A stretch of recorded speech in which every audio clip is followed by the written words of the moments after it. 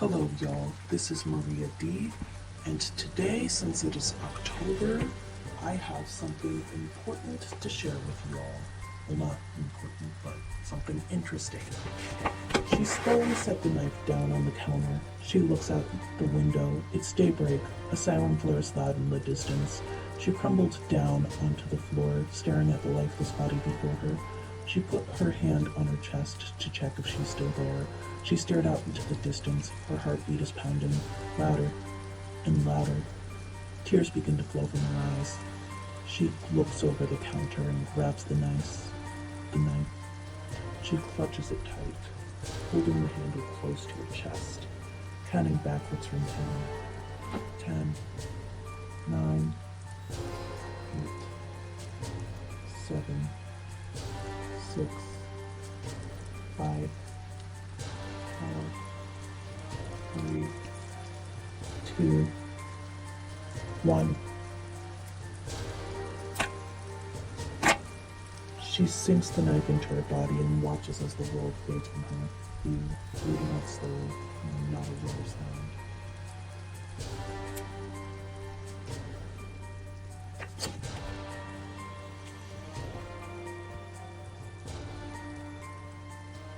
This is the story of Hannah Susan Smith. Her life was a sad one, a short one that was wasted. On a warm summer's night, her boyfriend came home from work after a long day. One thing about Samuel Robert Barnes is he had a lot of enemies. Samuel worked as a bank teller at the local Bear Bank and had 2 co-workers who despised him. Bridget Robin Pines and James Thomas Baker.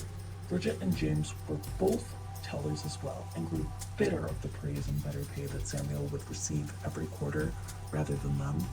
Eventually, Bridget and James were fed up with this and made a plan.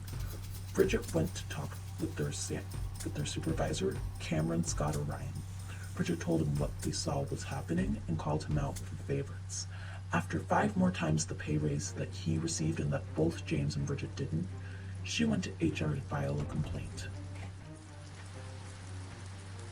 Susan Amy Mayan, the HR employee who handled this complaint, went on to say this: she wasn't someone who would fly off the handles, always very well dressed, rarely complained, and all of a sudden she's starting to show up more and more frequently, complaining about this or that or the other.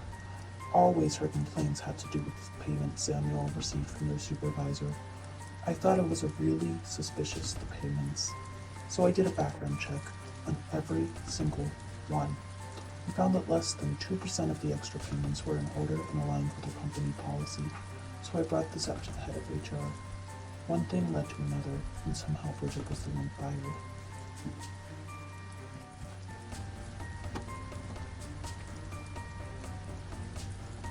After seeing Bridget get fired, something in James just snapped. Fiona Gianna Bangle.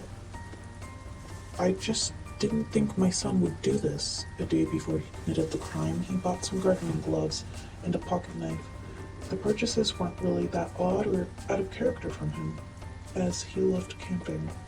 But what is odd is that he went to 2 different stores for his supplies. I thought he just couldn't find one object and went to find the other, but if only I knew what he was going to do. It's just hard knowing that my son actually did that to another person. It's just so wrong that he would do that anyone would kill another person. We are declining. We can afford to kill and slaughter but not kindness. That's not how I raise my children, and as far as I'm concerned, James isn't of my blood anymore.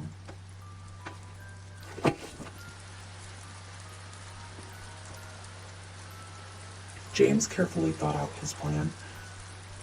A year before the deed, he had slowly gathered all of Samuel's important information: where he lived, his spouse, his pets, his sleeping schedule.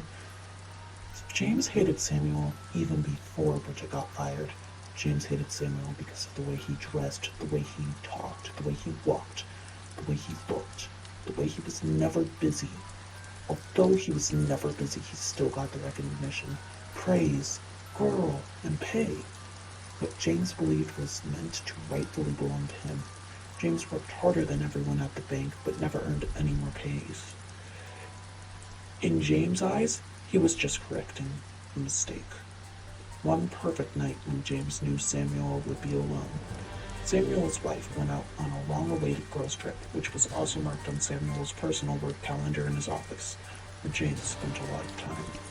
Samuel, aware of James' intent and hatred for him, invited him over for a couple of beers. James, knowing that this would be the perfect moment, enthusiastically agreed. At the agreed time, James came over to Samuel's house. They both split a couple of beers between them, but little did Samuel know, James had a dangerous drug in his drink. 5 minutes after Samuel had finished his beer, he started to drowsily fall asleep. Once fully unconscious, James quickly changed clothes, put on his gloves, grabbed his knife, and made a precise deadly wound in Samuel's body. It was estimated that Samuel died an hour later at 10:23. James dumped Samuel's lifeless body in bleach, letting it soak for 5 minutes before dumping the bleach out. Then he backed Samuel into a trash bag and left him on the living room floor. Before he left James, he dumped the beer bottles and leftover trash into the bag. He had changed from his blood-stained clothes into the ones he had been wearing when he came in, then burned the gloves, the clothes, and the knife. Although James left his shoes by the door, so he had no need to take care of that. Before even leaving the house, he had logged into its security system and erased all footage of him arriving and turned off the camera. He wiped all surfaces he had touched with bleach, including all the trash.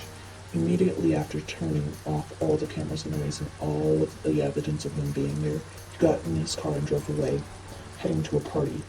By the time he had gotten there, it was 10 p.m. James had talked to everyone there and recorded footage of him playing a drinking game, posting it online and live streaming the event.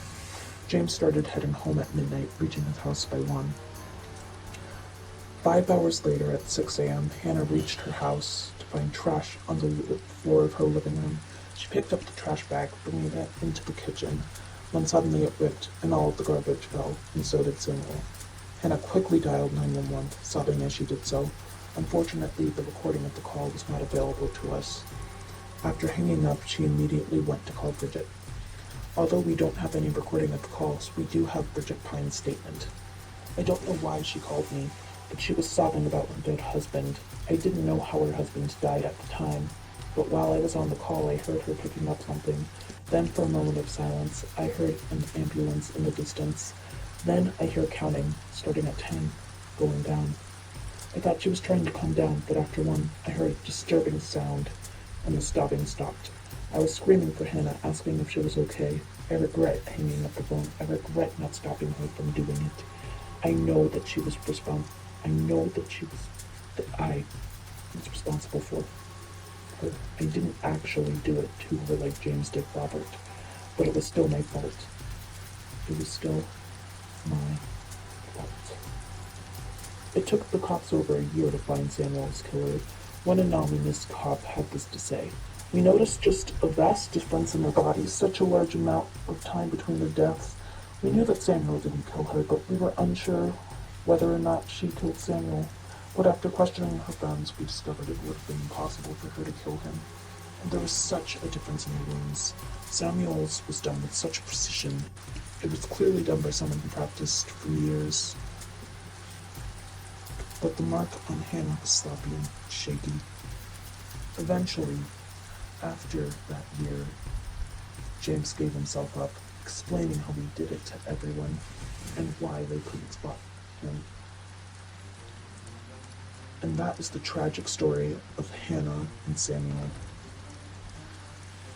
They never even had the chance to get married, but they did move in together. Notably, though, Bridget Pines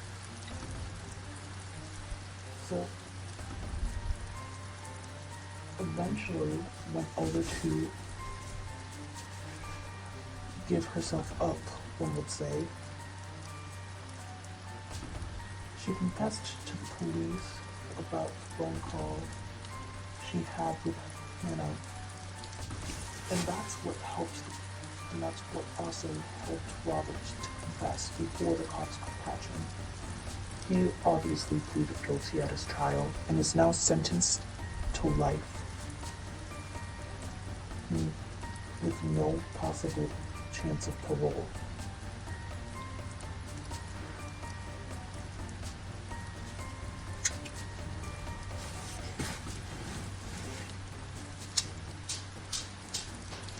This is actually not a true case. And this was entirely, completely made up by me. So if you thought it was real, I pranked you, whatever. Have a nice, spooky season. Although, acknowledging that stuff like murder does really happen, and I think it's a little bit absurd that people would put it on a podcast. So, this is just satire at this point, I guess. I mean, come on, let's treat people's deaths with a little respect. Although one could argue that me making a video on this as satire is disrespecting their deaths as well. I don't know. I just don't know. What about y'all? Do you think any differently?